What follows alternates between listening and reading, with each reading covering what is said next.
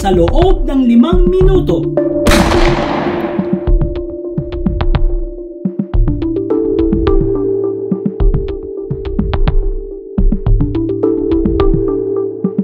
Tayo ditong mga kinatawan ay ibinoto lamang ng ilang libong Pilipino. Ngunit ang kasama natin ngayon ang Pangulong Duterte, ang most voted Philippine leader ng 2016. At ang kanyang anak, Vice President Sara Duterte, ang most voted Philippine leader naman ngayong 2022. I would like to manifest na gusto ng sambayanang Pilipino ang pagdurog niya sa mga kriminal, durugista at NPA na terorista. Kaya sila ibinoto at patuloy na mahal ng mga Pilipino. Kaya gusto natin ng patas na hearing. Sana sinama natin dito ang libo-libong mga magulang na ang mga anak ay biniktima ng mga durugista.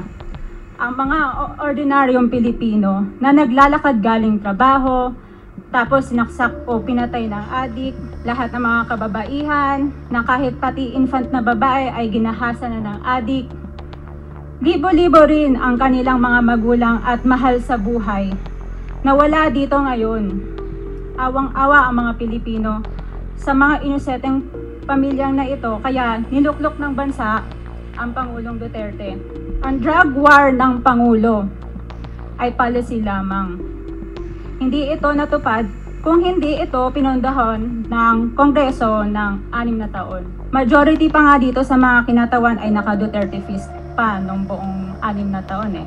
Ang Duterte Youth Party List po ay patuloy na naninindigan sa Pangulong Rodrigo Duterte at pangalawang Pangulo Sara Duterte na naglingkod ng maayos, dumurog sa mga durugista, kriminal at NPA na terorista para proteksyonan ang milyon-milyong Pilipino. Bakit wala nag-iimbestiga dito o nag-iimbita sa atin sa sobrang raming Pilipino na biniktima ng mga durugista? And lastly, sa mga kongresista na kaalyado ng mga NPA, mahiya naman tayo sa topic ng pagpatay dahil kayo mismo, hindi kayo nagsasalita sa pagpatay ng NPA sa mga pulis, sundalo at mamayang Pilipino.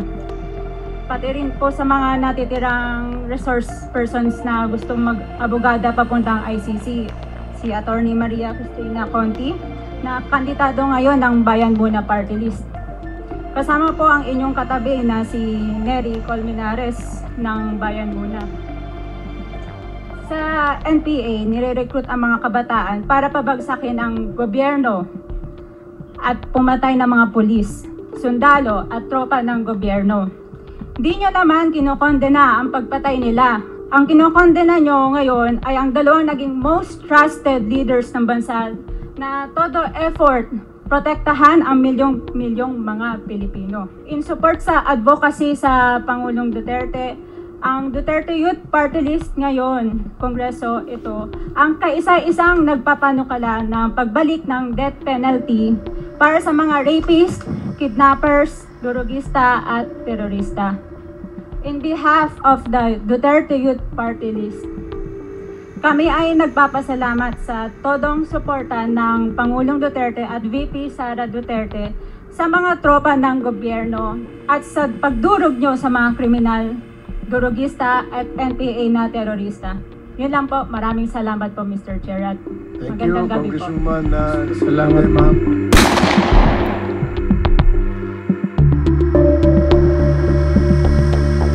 Thank you, Mr. Chair. I beg to disagree with my colleague kasi bata pa siya. Ako, I have given up my life for this country. The former president is only 2 years older than I am, but I have been fighting for this country. I was a member of the Philippine Constabulary and became a policeman after Republic Act 6975 was enacted. This statement of my colleague betrays her ignorance. Kung gusto po niya na magpa-imbestiga, mag-file siya ng resolution and maybe refer to the appropriate committee to be fair with her. Wala pong may monopolya ng pagmamahal sa bayan dito. Pare-parehas po tayo rito. And following the suggestion of Congressman Acop, kung meron kayong gustong paimbita, mag-attend kayo ng hearing. Hindi ma-attend kayo kapag andito lang ang dating Pangulo, ang ating Vice Presidente. Umattend kayo. This committee hearing, this Quadcom, makes announcements of all its hearings. And from here on, we want to see you in our hearing, and please submit to the committee secretary all the persons you want to be invited.